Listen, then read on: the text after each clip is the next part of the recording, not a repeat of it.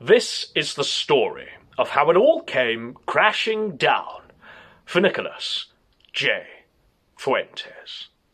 Now, our timeline actually begins a few months ago now when Nick was king. He was on top of the world. He just quite successfully led a Groyper army against Charlie Kirk by asking him a question that was on the minds of every Zoomer in his audience, and that was, how does anal sex help us win the culture war? And with that, Fuentes had gained quite a lot of momentum. It was even possible that he could have actually had some sort of credible, mainstream influence on the 2020 presidential election. Who knew? Maybe even Nick could have shifted the Overton window. Alas. Alas, because Nick has squandered all of that potential, all of that momentum, in some very, very key ways. The first way was by bizarrely aligning himself with somebody called Milo Yiannopoulos. Now, the last time we saw Milo, he was stripped of any sort of personhood. He was banned from any sort of platform. He was banned from life, as it were, for being outed as a paedophile, homosexual, degenerate, right? Who knows? But one thing we do know is that in 2019, and even now, Milo Yiannopoulos is completely irrelevant. He's dead. It's over for him, and it's never coming back. He's not going to be resurrected. It's over. It's done. It's finished. Game against dead, guys. It's not coming back. So Milo is irrelevant at this point, but for some reason, Nick Fuentes brings him back. Does a weird sort of ritual. He sheds some blood, he sacrifices a sheep, and brings Milo back.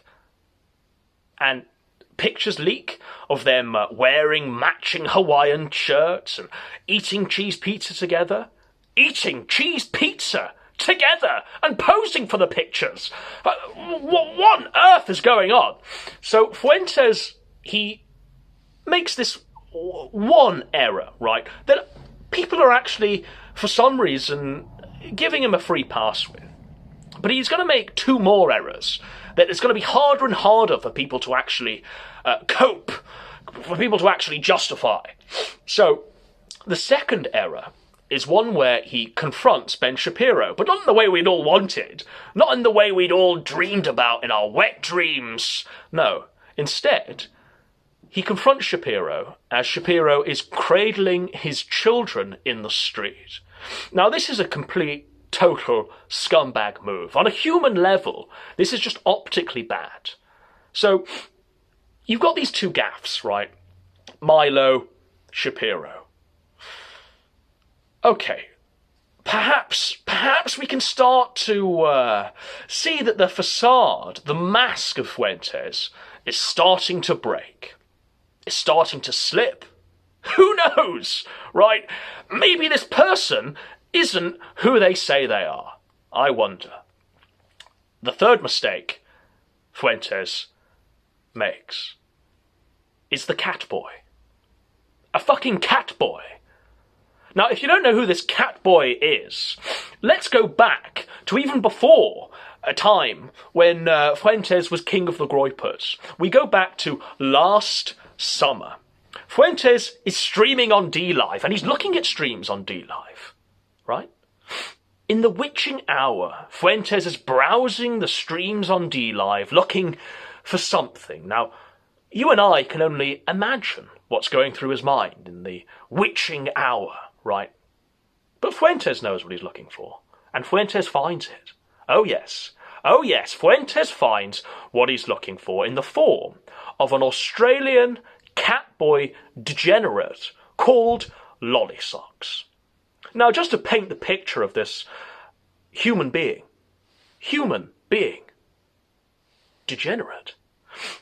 Lollysocks is a person who streams 24/7 from a room without a bed, where the floor is littered with sex toys and degenerate anime paraphernalia, where the walls are covered wall to wall with lolicon posters and degeneracy. But Nick sees this person streaming 24/7, doing things that are just base. Just to paint the picture, his streams consist of him scratching his balls and wiggling his boner around. His streams consist of him cross-dressing and inhaling 20-foot horsecock dildos.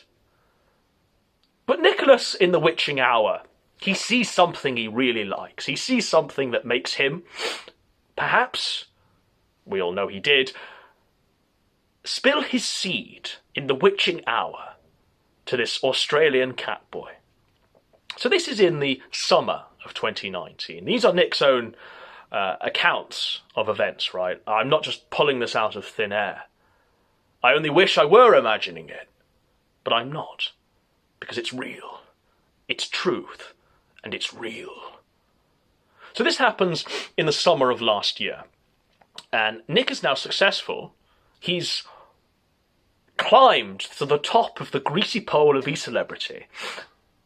And so you'd think, why does Nick need a Catboy? Why does he need a Catboy now? Does he even need these base animalistic urges anymore? He's king of the world.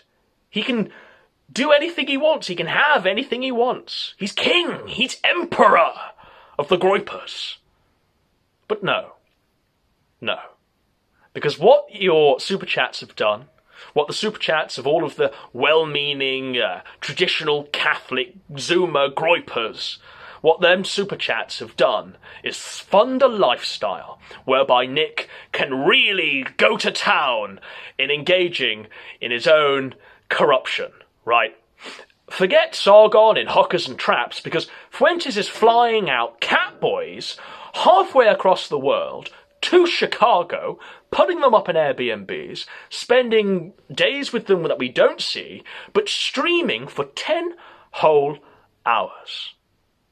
A 10-hour grinder date between Fuentes and this Catboy is streamed for our viewing pleasure. You may be asking, why?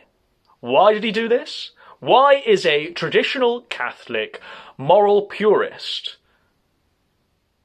spending quite a substantial amount of time with a Catboy? With a Catboy. A degenerate. The lowest form of life.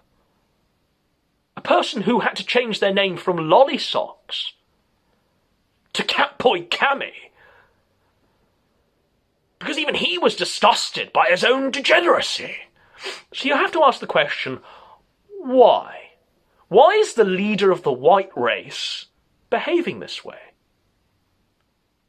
Perhaps it's pertinent now to mention Fuentes' long-standing friendship with an e-grifter that we'd long thought was dead, that we'd long thought had gone the way of the dodo. And that was Baked Alaska. Yeah, he's still around, and he's actually one of Fuentes' capos, believe it or not. Fuentes has given him the keys to the groypers. Baked Alaska, of all people. And it's pertinent because Baked Alaska has seemingly handed Nick Fuentes his playbook when dealing with this Catboy controversy. And by that I mean, when Baked Alaska had his meltdown, he decided to do several things. The first was to snake on his audience, to turn on his own chat, right?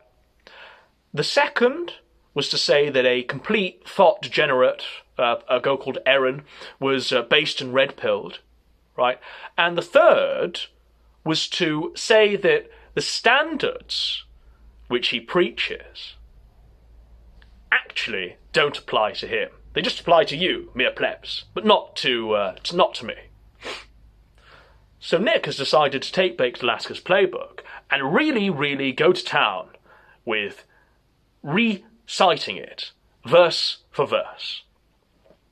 So, how do you imagine that Nick Fuentes' groyper Zoomer, rosary bead clutching, wearing their dad's suits, no sex before marriage, traditional Catholic LARPers. How do you think they're going to take all of this degeneracy that Fuentes has been displaying of late? How do you think they're going to react to all of this?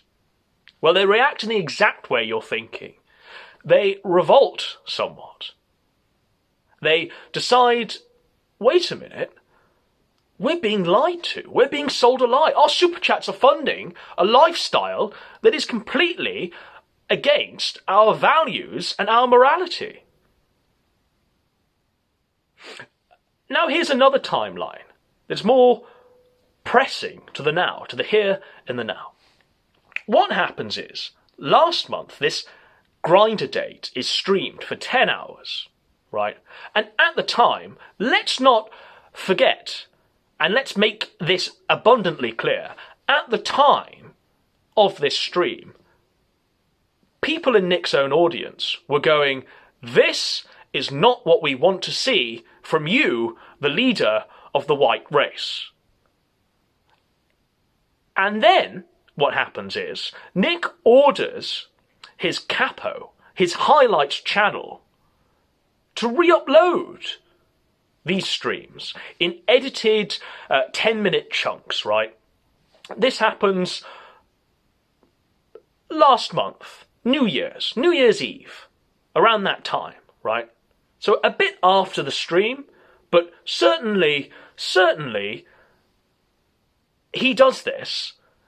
The highlights channel, the official highlights channel, uploads two videos of this Tinder, Grinder, Catboy date of Fuentes and Lollysocks, Catboy Cammy, whatever you want to call this thing. The backlash is so strong amongst Nick's Zoomer audience that the highlights channel takes down these videos, deletes them. We're going to memory hole these and pretend that this didn't happen, right? Just throw it in the memory hole and just forget about it, right? Didn't happen. You didn't see anything. But people did see something. Because my friend Trashed Telly actually decided to re-upload these clips. And with that, he made sure that the hypocrisy of Nicholas J. Fuentes didn't go unchecked.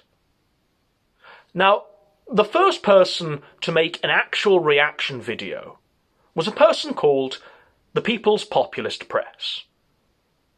And they reacted in an objectively human way. They reacted in the same way that you and I, the man on the street, the everyman, would have reacted. And that was, what on earth are you doing? Why is this happening, Nicholas Fuentes? Then what happened was another person, another friend of mine, called Leo the Pirate Man. He decided to make two streams on the matter. One is called, Is Nick a Homo? The other is called, Is Lollysocks a Pedo? Right? So these issues were being examined, right, long before a fat, degenerate commie, pedo, zoophile, who knows what this person is. I just know that he's called Vorsh or Vaush or something. But he makes a video on this, right? And in many ways, this is what Nick uses as a smokescreen, as a shield, to deflect any criticisms coming from his own audience. Because Vorsh, he makes valid points during that video, right? The guy's complete scum. I disagree with him on a fundamental level about every single issue. But I will agree that on that video, he was very, very good at presenting objective arguments as to why something is indeed homosexual, right? And I have to give him props and credit for giving out the required Kino level of smug needed to fully articulate those points. Right? So Vorsh makes this video, and because Vorsh is on the left, Nick decides to use any criticism of this Catboy date. He decides to put all of that criticism and use it as something that came from Vorsh. All of you saying this are shills from Lefty Pole, from BreadTube. You're just Vorsh's army here, disliking my streams, bringing up the Catboys, mentioning, meows and 20-foot dildos and cross-dressing Australians. It's all just a leftist shill plot. But it's not. It's not. Because even people on your own side, people like JF, people like Richard Spencer, Mersh, right? Nick Risotto, right? The Drunken Peasants, right? All of these people are looking at this Catboy date that Trash Telly re-uploaded onto YouTube, and they're going, what? Why? How? Is Nick a gay? And your Groiper audience, the ones that you're ignoring, are actually telling you. They're actually screaming, right? They're angry, right? That you are deflecting all of this. And you're not addressing the Catboy question, not properly, right? Because it was said that you would defeat the gays, not join them. Alas. Nick Fuentes then decides to do a stream. And on this stream, he filibusters for about 2 hours. He stalls for as long as possible by giving his boomer, tyrant, warmongering hot take on Iran. Stalls for such a long time to allow the moderators in his chat to ban everybody posting cat emojis, anybody mentioning the Catboy question, anybody talking about how gay Nick has been of late. By the time he eventually does get to the super chats, to reading them out, they filtered out the juiciest ones, filtered out the ones that would address the question head on, and Nick is eventually led to answer what it's all been about. And instead of saying, I'm a traditional Catholic, moral purist, instead of saying that, instead of saying, I actually believe in the values that I preach to you, that I farm shekels and super chats off, right? Instead of actually doing that, he decides to go, you just don't get it. You don't get it. You don't get this plan that I've been alluding to but won't elaborate upon. You don't get it. You don't understand. Because Lollysocks, Catboy Cummy, the person you've got countless hours of admitting to wanking to Lolicon and inhaling 30-inch dildos and gargling cum from horse cocks and throwing milk all over himself while dressed as a French maid, the person that you know with your own eyes is in fact based and red-pilled. He essentially tells his audience of impressionable kids, traditionalists, nationalists, the religious, he essentially tells them to not believe what their own eyes are seeing for 10 hours. He essentially tells them that they shouldn't believe their own eyes. They should just believe the words from his mouth. Because he is the word of truth, of objective truth. And anything you observe is irrelevant, is nonsense.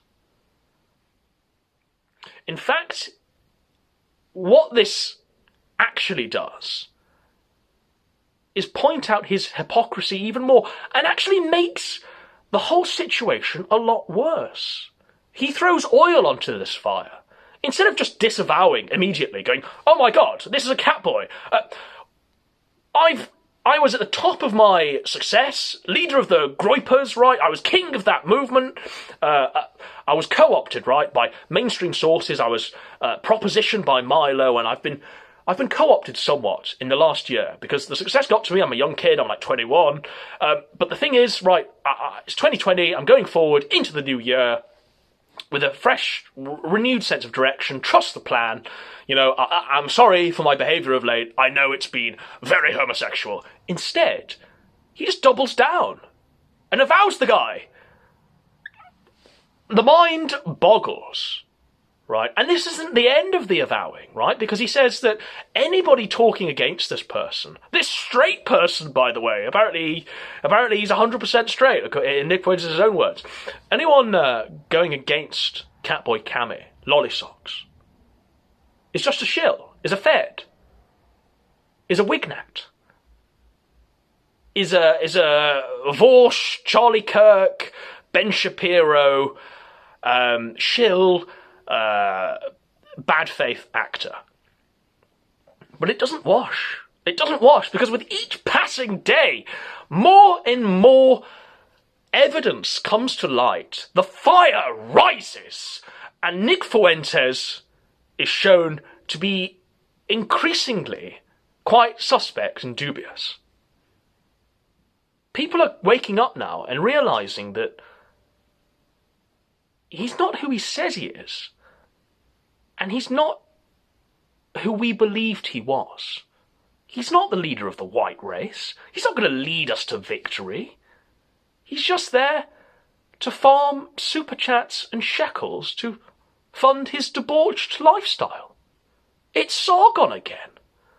Except even Sargon was more transparent than this. At least Sargon openly announced that it was all for cocaine and hookers and Swindonian massages. There's an ounce of evil in Nicholas Fuentes that people are actually beginning to wake up to now. Now, the last thing that I wanted to talk about regarding Fuentes is his future, right? At the moment, he's the only person who's espousing stuff like Holocaust denial, stuff like ethno-nationalism, your typical alt-right talking points. He's the only person doing that at the moment who's not been deplatformed from every platform going. You know, he's still got a YouTube, he's still verified on Twitter, he's still about. Maybe he's lost his Reddit, but I think that was a token loss. So, I mean, people could at least somewhat credibly believe that he wasn't working for sources that are quite clandestine, that are quite in the shadows. Basically what I'm saying is, it's very obvious that he's some sort of fed, right? You have to ask yourself why he's still on all of these platforms, why he's been given the tokenism of becoming the e-celeb of the current year to lead the white race and to stir up all of these Zoomers and to get them all put on a watch list, right? You've got to ask yourself that question, right? And you've got to ask yourself, who was the last person we saw like this? Now, I know there's countless names going through your head, but I want to just sort of bring it back to the homosexuality of Nick Fuentes. The last person we saw like this, who was a state actor, who was given unnatural, inorganic prominence by platforms, was Milo, right? We can all remember a time when Milo was actually accepted by the mainstream. He was on Mar, he was on Rogan, he was doing lots and lots of chat show appearances. He was essentially given a free pass by this shadow government, by this clandestine force, by these elites, right? He was given this power in order to subvert the movement itself, right? And the way he did it, and let's not forget, the way he did all of this was by shilling optics, was by saying, we must focus on the optics, guys. And that was how he got his prominence within whatever movement he was in at that time, right?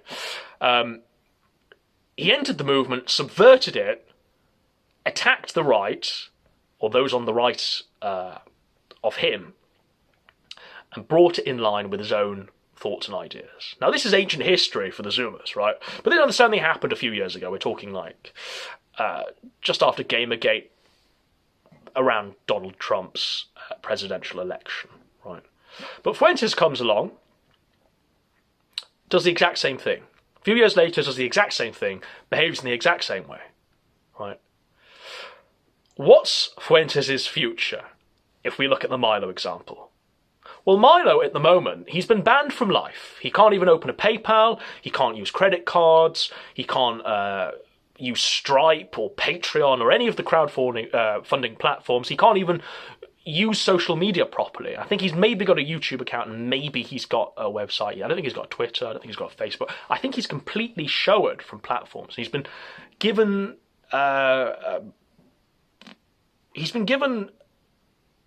bum deal, right, by the elites that actually thrust him into power. Because one day they just decided, nah, it's over, Milo. We've got someone else to act in our interests, so you can just toddle off and do nothing. And the fact is that now, I mean, Milo was on Ethan Ralph's kill stream quite recently, where he waved around a device that had lots of blackmail on the dissident right, as he's called it. A device which that famous Richard Spencer leaked recording came from, where he was at Charlottesville ranting and screaming about how he was superior to everyone around him. So Milo's got this dirt on all of these alt-right figures, but also on that Killstream episode, he talks about how he can't even step outside the house without taking a $4,000 a month insurance deal just in case anyone in his presence attacks another person, because he could be sued for inciting violence, right? That's what Milo is on. So he needs quite a lot of money to survive. He can't just disappear, but he can't promote himself in any way. He's completely fucked. He can't make money, so it's fucked for him at this point. It's over, right? I see Nick Fuentes' future being the exact same way. You've got a state actor, you've got a paid Fed, right, running the show at the moment. He's verified on Twitter. He's got all these platforms. He's still on YouTube after everything he's said. What's going to happen is the clandestine elites are going to throw him under the bus. Maybe in the upcoming year, but something's going to happen. He's going to be thrown under the bus. He'll be banned from every crowdfunding platform. He won't be able to use his credit cards. He won't be able to make money from his merchandise. And you will see a slightly younger version of Milo Yiannopoulos flounder around the internet in an attempt to stay relevant, to stay somewhat relevant with the people that used to think that he was a god, used to have some sort of faith in him to really lead a successful movement, right? And the thing is, Fuentes isn't going to be the only celebrity that comes along, lies to you, says that they're something they're not, makes a lot of money from your naivete, and then tootles off again into irrelevance. Because there's going to be someone else in the ashes of Fuentes' cremation, right? You have to ask yourself, can you seriously now fully back, if you're a traditional Catholic, Zoomer, Groiper, rosary clutching, wearing your dad's suit, having purist, can you honestly 100% throw yourself behind a closet homosexual? Someone for whom it's been definitively proved that he's not essentially the person he says he is, on a foundation that should surely be important if you're in any way sincere about your religious beliefs. Can you honestly throw yourself behind Fuentes? Or is it time to rise up?